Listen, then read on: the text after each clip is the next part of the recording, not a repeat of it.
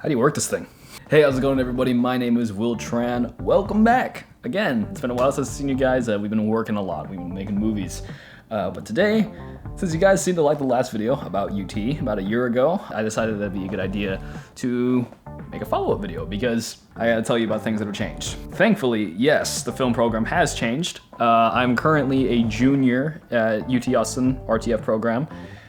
Film major. I think that should be obvious by the title of this video. But yeah, I'm now a junior taking the final core class of filmmaking at UT. To give you guys a refresher, if you're in the RTF program, you must take the 4 core classes of filmmaking. RTF 307, 308, 317, and 318. Only whenever you complete those 4 will you be able to do anything production related. Something that I did not cover in the last video was that I am a CAP student. So that basically means that my first year, my freshman year of college, I did not go to UT. I actually went to UTSA for 1 year because I guess my GPA or whatever wasn't high enough back in high school. So yeah, I had to transfer in.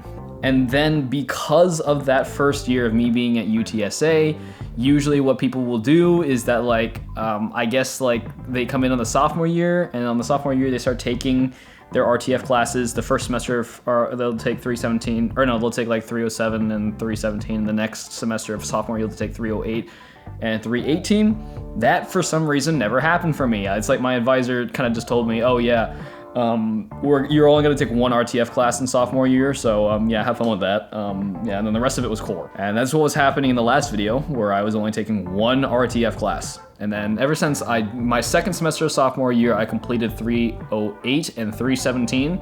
Now this is my sophomore year, or no, this right now is my junior year, and now I'm taking 318. Because at first, whenever the professor started talking, I was probably going to be like, okay, well, this is going to be boring. But she did say, you are going to be creating and you will be making films and you will be doing things, which I was like, oh, okay, great. Finally, something's actually happening after,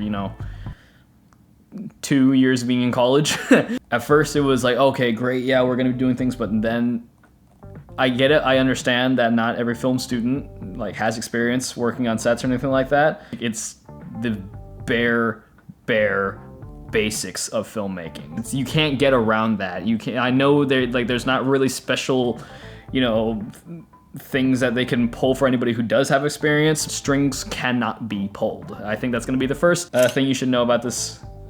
Strings cannot be pulled at UT. At least as far as I know, you can't. In terms of film here, you cannot pull strings. Even we've shown films that we've made in the past and to show that, yeah, we do have experience and we can handle ourselves, but no matter what you do, you must take these 4 core classes and you cannot get around them. So fairly sad, but that's just what you gotta do, and that's why I'm carrying over from the last video. You have to do things on your own time. Either way, I'm trying not to go too hard on it because I still don't know what production classes are gonna be like, but yeah. All right, in some other news though, I think you've noticed I'm in a different apartment now. I now live with Brandon, which you saw in the last video. It's really good. We're about to enter production for our next film, so get ready on that. And we're about to be releasing The Starbucks Affair for you guys to watch, which is the last film that we made that has won several awards, and we're really proud about that. So that's gonna be coming out sometime soon. Maybe I'll go talk to him right now. Let's go see.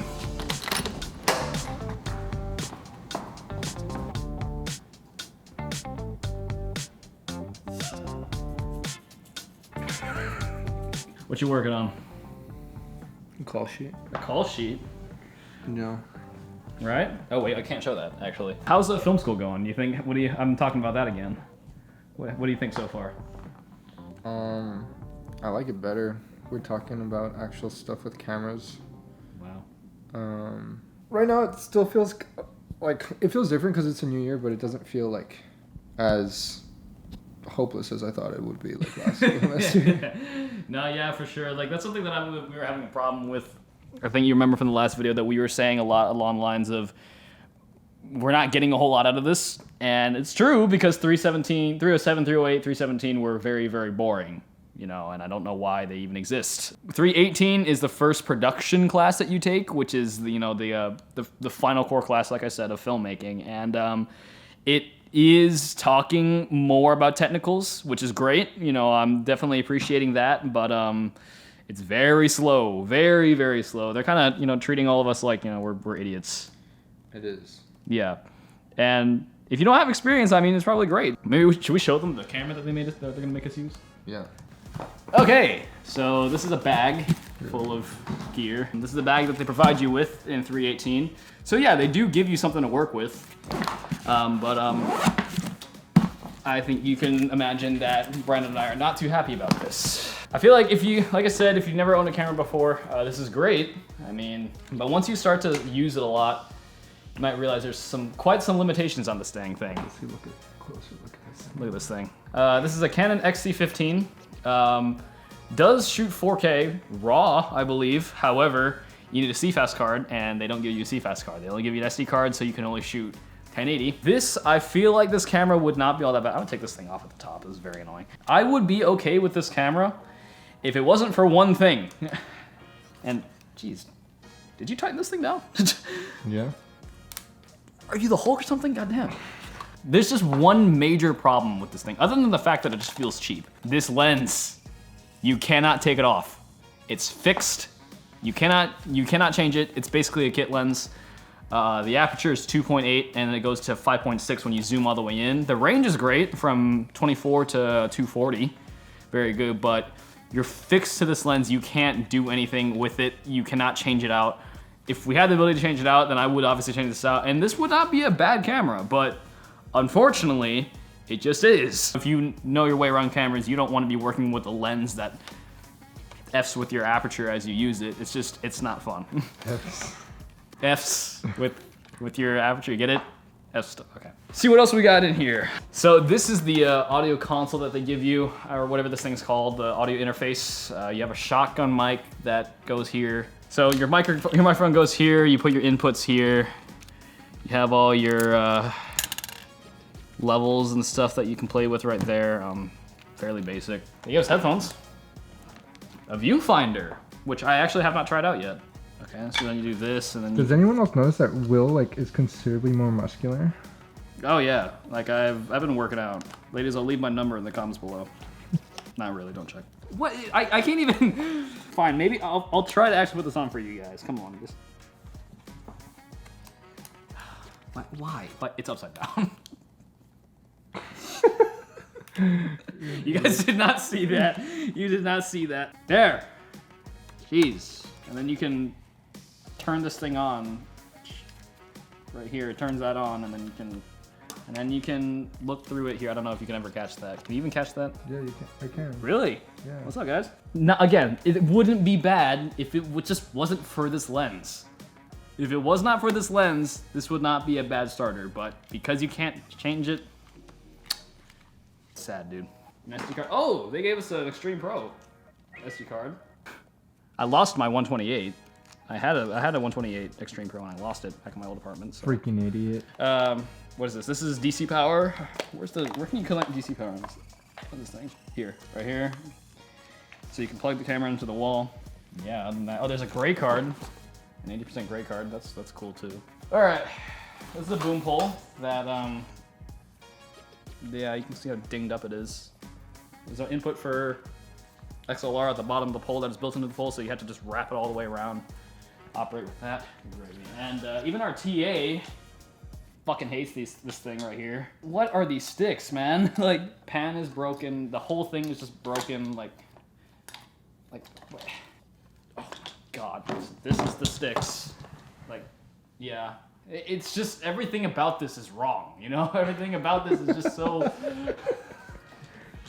Like, this is like, I think the pan is so screwed in right now to where, like, the only way you can pan is just by actually unscrewing the head.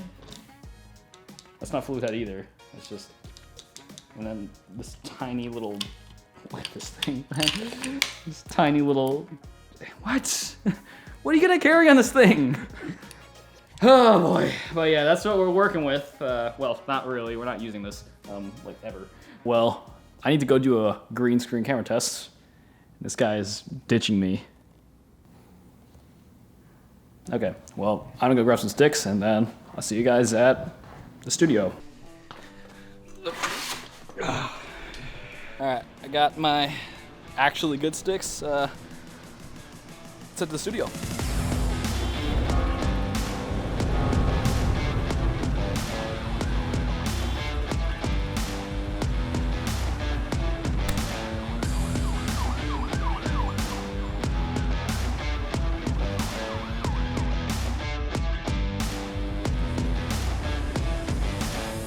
Okay, well, unfortunately, somebody already got the studio rented out, so I was gonna film this segment in the studio with fancy, pretty lighting, everything like that, but, you know, I just get my shots and leave, so we're doing it out here in this somewhat nice courtyard that's always closed off. I don't know if you see that. The next thing I want to talk to you about is equipment checkout. So that's something that I was actually really excited about coming into my junior year, just being able to rent out gear and actually use something and not have to pay for it, quote unquote, because you know, it's supposedly included in our tuition. So unfortunately, there are caveats to that, believe it or not. Even though I'm a junior, I still can't check out gear because I'm not in a production class, an upper production class. So see, everything, like I said, revolves around these goddamn 4 core classes of filmmaking at UT. I feel like, you know, I'm a junior, can I get to that stuff, you know what I mean? Nope, it's still not available for me. I still can't do it, so that's something I have to put up with again. But, you know, there are obviously little areas like this place called TSTV. You know, I could use their gear and they don't seem to mind too much. So that's the situation on gear. You cannot use gear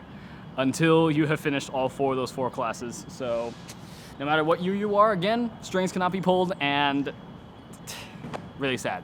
They do have pretty good gear though, I've heard. I've looked through the catalog of stuff that they have. They do have an ARRI Alexa. That sounds really nice to use. Either way, you can't even use it if you're an underclassman. You have to be a graduate student in order to use that. That's okay, man. I think you do get access to a lot of like Canon primes and Canon, you know, zoom lenses, L-series lenses. But really, you know, the stuff I want to use, I can't use it, and I don't think I'll ever get to use it in my time here at UT because I'm not aiming for a master's or a PhD in film. So it kind of feels sad. I feel like they're trying to hinder us. I feel like they're trying to not let us make films because we're just stupid underclassmen. You don't know what you're doing. You can't do anything. So just don't do it. Like you can't touch any of it. They also have some Cooke lenses. I've heard, or I've seen. They do have some Cooke lenses. Cooke anamorphics. I'm not really sure, but whatever they are, they look great. Can't use them. I think equipment checkout is actually right down there. Let me go show you.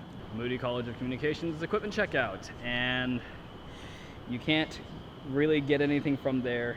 You know, on another note, I've heard a lot of people asking about the master's program in UT in film. I haven't had too much. Well, obviously I'm not in grad school. I don't plan to go to grad school either, but I have heard people say things about it. But what I do know is that if you're going into like graduate school for filmmaking, yeah, you do get access to that gear that I was talking about a minute ago, such as that ARRI, those Cooke lenses, all those really nice cinema lenses. That's pretty much the biggest benefit that you would have there in terms of filmmaking at UT. I know some people who are wanting to go into the master's degree and stuff like that, but that's not for me. I don't plan to do that myself, so. Honestly, I could go off on UT's film program for a real long time, and you guys saw me in the last one, but I'm kind of holding back. But let me know if you guys want a very uncensored version of my opinion at UT Film School. So, on the other hand, I will talk about college life. College life is great, man. I'm loving it. Yeah, I'm seeing my friends, being on my own.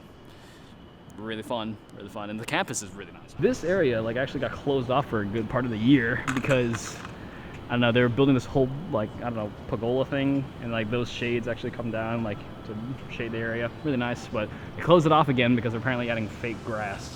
So.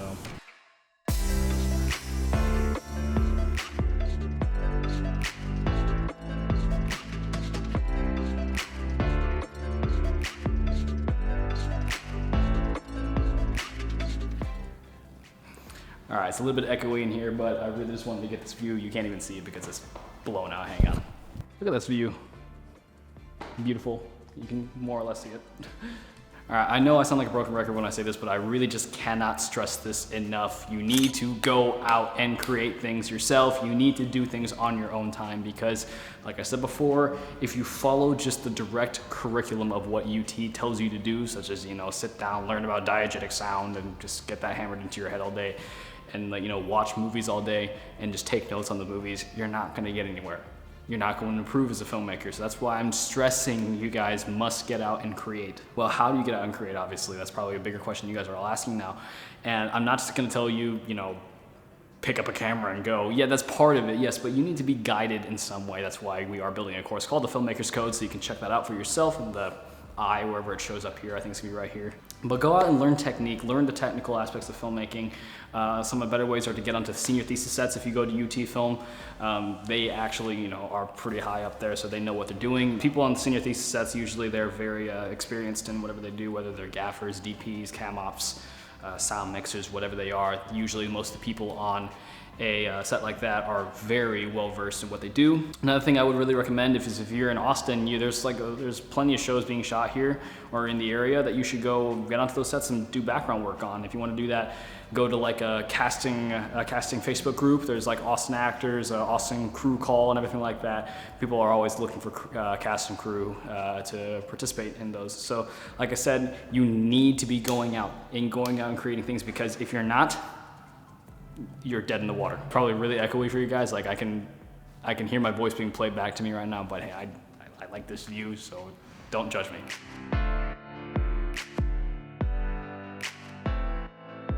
Back home, did some VFX. Maybe you'll see. You can see what we're mimicking here. If not, then don't say anything about it. Right? Oh no, I'm gonna tell you guys. Fuck it. What? No, so Brent. Basically.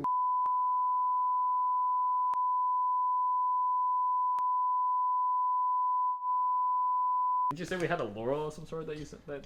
Oh yeah, look, kind of dying out, but I mean it's still going, and it's getting into more and more festivals. But it's like a cool looking Laurel that we got. Real East Texas Film Festival. Okay, I actually said this earlier in the vlog. When are we planning to release the Salt Lake Fair? So what, October 2nd you said? Middle of October, probably like October 14th-ish, like that weekend. Because Will and I want to build a production Instagram. It's not like a production company. It's just like an Instagram where we post everything that we make, just different stills, different color grade footage, behind the scenes, random stuff, just for y'all to see what we're up to. Yeah. And yeah, no, I feel like that'd be a really good way to debut our social media account. Yeah. Together. I think so. This film school thing is a little more hopeful than I thought it was like last year, because we're actually making films in our class. So yeah, that's crazy, right? Film students are making, you know. Even though they gave us like crappy, like equipment to work with, I feel like they are actually like giving us an opportunity to make something here. So yeah, I appreciate that, and I think it's fun. And then next semester, Will and I will be able to take what's called upper division courses, which is basically not the core for film school. Well, specifically for UT. And in upper division courses, basically it's like more advanced, and you can go into niche classes like cinematography, screenwriting, editing, sound. Basically every like department in filmmaking they teach in UT. Like there's a class for it. Yeah, but we don't know yet whether or not those are going to be a good class. We hope that maybe later on they're going to be better to some degree. But in the meantime, we got films to make. And other film students, I guess, are learning more about diegetic sound. So, well, I might end off the vlog here. You got anything else to say to everybody? Go ahead and make stuff. It's good enough, but it's not enough.